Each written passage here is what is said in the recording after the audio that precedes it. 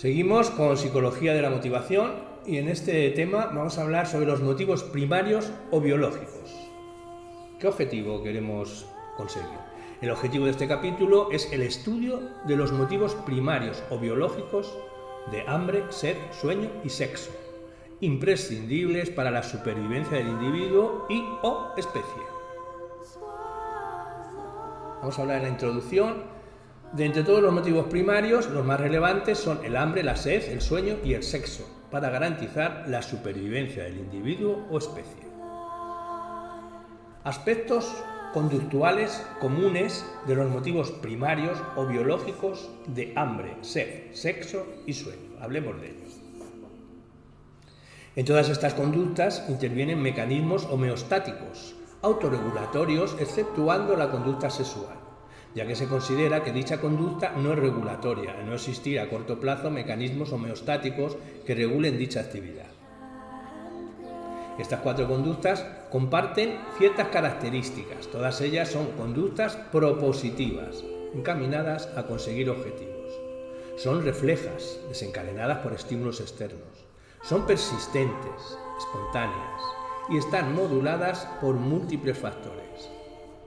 El hipotálamo y el sistema límbico intervienen en su regulación. Juegan un papel importante en su desencadenamiento los estímulos externos y la experiencia previa. También pueden ser iniciados sin la presencia de estímulos discriminativos. Ejemplo: aunque no exista elementos estimulares que señalen la disponibilidad de alimentos, un animal hambriento explorará el terreno buscando comida. Hablemos del aspecto del hambre. Aspectos neurofisiológicos de la conducta de comer. Hipótesis glucostática. Esta está formulada por Mayer y sostiene que la señal para el hambre es la disminución de glucosa en sangre. Hipótesis lipostática. Propone la existencia de señales fisiológicas entre las que se encuentra la insulina, que son detectadas por el cerebro y que afectan al apetito y a la ingesta. Uno de los principales descubrimientos en relación a la regulación de la conducta es el papel que juega el hipotálamo.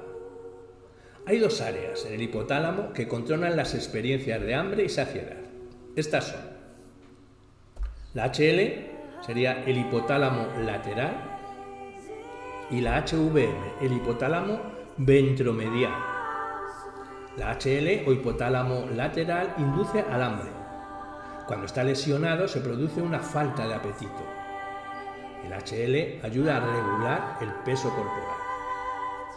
Y el HVM o hipotálamo ventromedial deprime la sensación de hambre. Si está lesionado, produce una ingesta excesiva de comida, provocando incluso obesidad. Si el HL, hipotálamo lateral, está lesionado, destaca la afagia, o sea, la abstención severa de alimentación, pudiendo producir la muerte. Y si el HVM o hipotálamo ventromedial está lesionado, destaca la hiperfagia, la obesidad y la patabilidad de los alimentos, haciendo peor el gusto de los alimentos que saben mal y mejor los que tienen mejor sabor. Aprendizaje y conducta de comer. Preferencias condicionadas a los alimentos. Existen preferencias por los alimentos dulces y salados que son genéticas y universales, y rechazo por los de sabor amargos y ácidos. Las preferencias aprendidas tienen que ver con las consecuencias que siguen tras la comida. A través de mecanismos de condicionamiento clásico, los alimentos adquieren un valor apetitivo condicionado. Esta asociación de un sabor con sus consecuencias es un mecanismo de protección frente a sustancias nocivas o tóxicas. Además, la existencia de preferencias condicionadas tiene que ver con lo ingerido en la infancia. Gusta comer lo tomado de pequeño. Hay preferencias del sabor aprendidas que también son adaptativas. Un ejemplo sería el gusto por las especies que inhiben el crecimiento bacteriano. Aversiones condicionadas al sabor. Dicha aversión aparece cuando el sabor se asocia con eventos que producen malestar incluso si entre el sabor y el malestar transcurre un periodo de tiempo largo. Hablemos de las características del estímulo y factores sociales y culturales que influyen en la conducta del comer. ¿Cuáles serían las características de la comida? Una gran cantidad y variedad de alimentos aumenta la conducta de ingesta. Cuando se toma solo un alimento, se produce una saciedad sensorial específica, comiendo menos. Factores sociales y culturales. Es frecuente comer más en presencia de otras personas que también están comiendo. En estrecha relación con la presencia de otros se encuentran las influencias sociolaborales y culturales. Ambas influencias influyen en los horarios de la comida, manifestándose tanto en la cantidad de lo ingerido como en la regularidad horario alimenticia. En cuanto al factor sed, este presenta numerosas similitudes en la explicación, estudio e investigación realizadas con el motivo del hambre. Ambos motivos implican conductas regulatorias. El hipotálamo es un factor importante y están basados en el modelo homeostático. Hablemos de la conducta de beber motivada por la existencia de un déficit orgánico. Líquido intracelular y líquido extracelular. En cuanto al líquido intracelular, este líquido conforma 2/3 de agua corporal en sus células, y en cuanto al líquido extracelular, lo conforma el 1/3 de agua corporal y está fuera de las células. Lo comprende el líquido cefalorraquídeo, el intersticial, líquido que está entre las células, y el líquido intravascular, el plasma sanguíneo. Al igual que en la ingesta de alimentos, en la regulación de la ingesta del agua se da también en punto de ajuste o equilibrio para evitar la deshidratación. Hay dos mecanismos para dicha corrección, que son la ingesta y excreción de agua y la ingesta y excreción de sodio.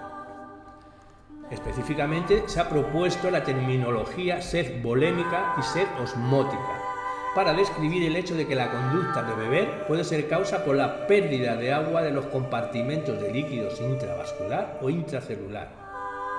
Y la sed volémica, hipovolémica o volumétrica ocurre cuando disminuye el volumen intravascular. Conlleva pérdida de agua y sodio, implicando un apetito de sal. La osmótica o osmométrica tiene lugar cuando la concentración del líquido intersticial aumenta, con lo que el volumen intracelular se reduce al salir agua del interior de las células para restaurar el equilibrio.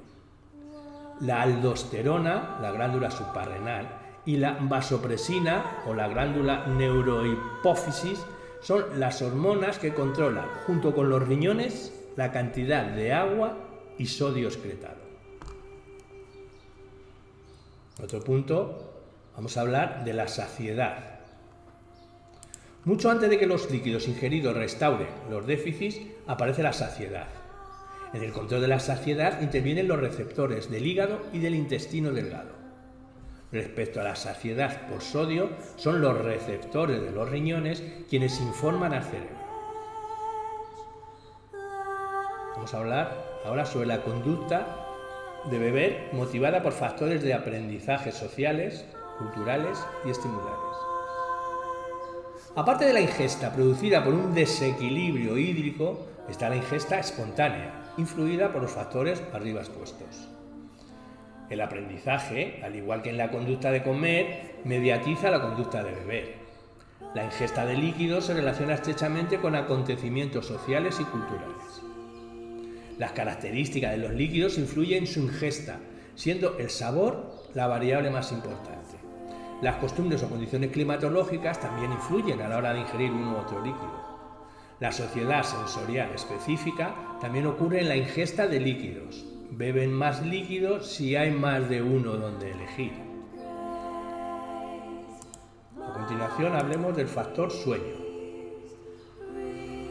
La recuperación física y la reestructuración psíquica se da en el sueño, por lo que constituye un proceso activo.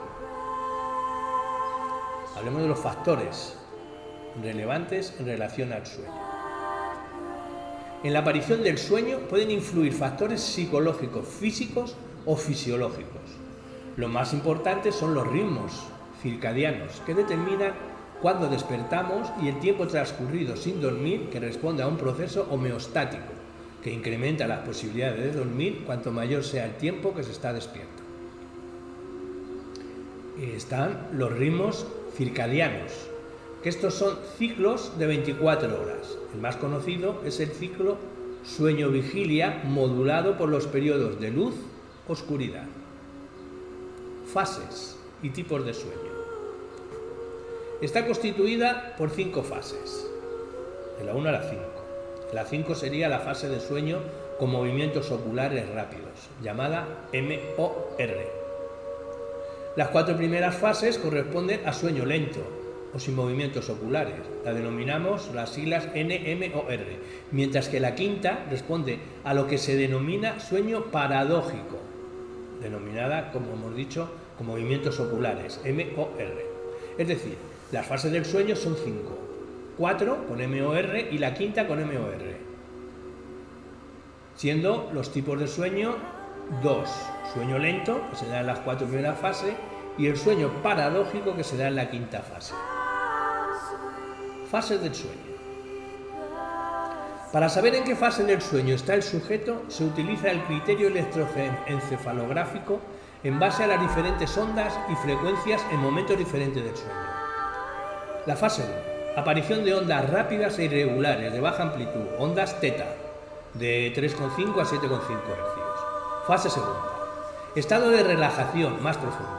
Aparición periódica de explosiones de actividad rápida y rítmica de las ondas cerebrales llamadas usos de sueño, con ondas de 12 a 14 Hz y complejas, K, ondas repentinas y puntiagudas. Fase 3. Es una fase de sueño medio, ondas delta. Son inferiores a 3,5 Hz, lentas y grandes, con una frecuencia del 20 al 50%. La fase 4 es el sueño profundo.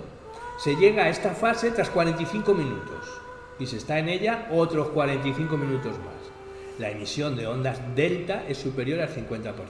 Y por último, la fase del sueño MOR, con movimientos oculares rápidos. La respiración acelerada, volviéndose irregular, el ritmo cardíaco también aumenta, el tono muscular decae y las ondas teta y beta. Estas fases se van repitiendo a lo largo de todo el sueño, siendo el ciclo de 90 minutos.